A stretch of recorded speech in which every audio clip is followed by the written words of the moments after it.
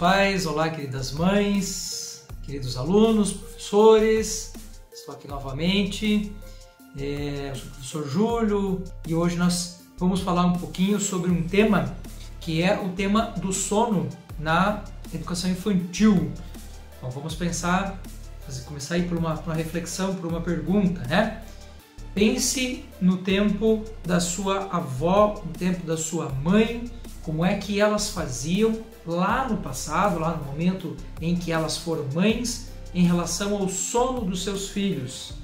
E se você for comparar as respostas que essas pessoas vão lhe dar com a sua dimensão hoje, eu tenho certeza que muitos de vocês vão ficar impressionados sobre a forma, sobre a maneira, né, com que essas pessoas lidavam com a questão do sono e o quanto nós hoje estamos num déficit em relação ao sono, que acaba gerando não só para os pais, mas para os bebês também um problema muito sério, já que o sono é uma das 3 rotinas mais importantes do corpo e sem ela, efetivamente, nós não temos uma boa saúde, né? Se você for parar hoje e perguntar para os pais e para as mães quantas vezes por noite você acorda para atender o seu filho, independente da idade, viu? Você pode me dizer assim, professor Júlio, mas o meu filho tem 35 dias, ou o meu filho tem 3 anos. Eu tenho certeza que se eu fizer essa pergunta para a imensa maioria dos pais e das mães, a resposta será sempre a mesma ou sempre muito parecida com essa. Professor Júlio, eu tenho que levantar várias vezes durante a noite para poder atender o meu filho. Pois é, o ser humano é um dos poucos animais, se não o único, que nasce com o seu cérebro imaturo, o que significa dizer que se nós queremos viver, nós precisamos aprender a viver. E aí é que está o grande X da questão quando a gente fala de sono para crianças. Se nós aprendemos a viver, nós também aprendemos a ter rotinas que são muito importantes, como alimentação e como o sono. Se a alimentação e o sono do seu filho não estão regulados, evidentemente que isso vai ter um impacto para a criança, mas claro, vai ter um impacto para os pais também. Então, nesse momento, nesse vídeo, eu gostaria de dar a vocês uma dica sobre como regular o sono das crianças. E essa dica começa com a questão do horário.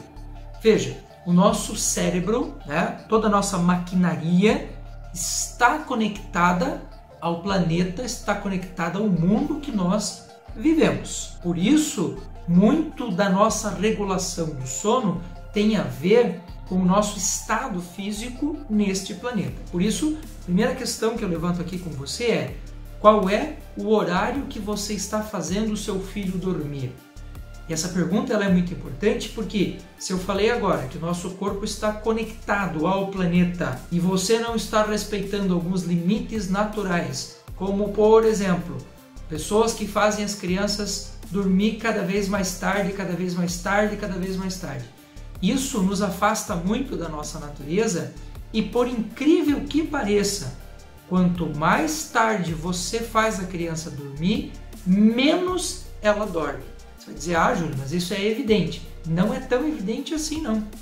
Para você ter uma ideia, cada vez que eu faço um filho, uma filha dormir mais próximo do horário em que nós estamos convertendo o dia para a noite, mais tempo essa criança permanece dormindo sem acordar. Você duvida?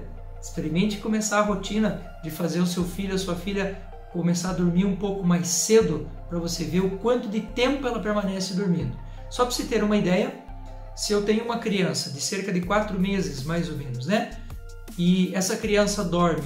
Aqui eu estou falando da cidade de Curitiba, então o nosso anoitecer aqui acontece lá pelas 6, 6h30, né? Então pegando aqui um ponto de equilíbrio, mais ou menos 19 horas, se eu acostumo o meu filho, a minha filha, a dormir perto desse pôr do sol das 19 horas, a tendência é que mais ou menos lá por umas 10, 11 horas da noite ele queira um mamazinho, né? Então a mamãe oferece o peito com a criança dormindo mesmo, né? Cuidado aí com a questão do engasgo, do excesso de ar que essa criança engole, mas ela fez o seu arrotinho normal, ainda meio dorminhoca, ela passa a noite inteira dormindo, vai acordar só no outro dia às 7 horas da manhã.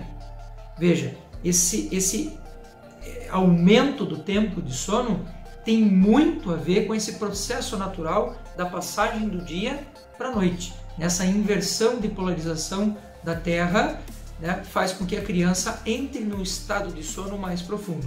Agora, se a criança não dormiu, ou se ela só tirou uma sonequinha e ela acordou e continua acordada cada vez mais tarde, a polarização ela também vai se intensificando, vai se tornando cada vez mais negativo, vai chegar uma hora que o sono dessa criança não vai mais ser reposto, né? Então não adianta você colocar a criança a dormir 10 horas da noite e imaginar que ela vai até as 10 horas do outro dia, mas não com certeza. Quando lá pelas 5 da manhã nós tivermos de novo a inversão de polarização, ou seja, o passar da noite para o dia, automaticamente esse efeito sobre a criança vai fazer com que ela acorde.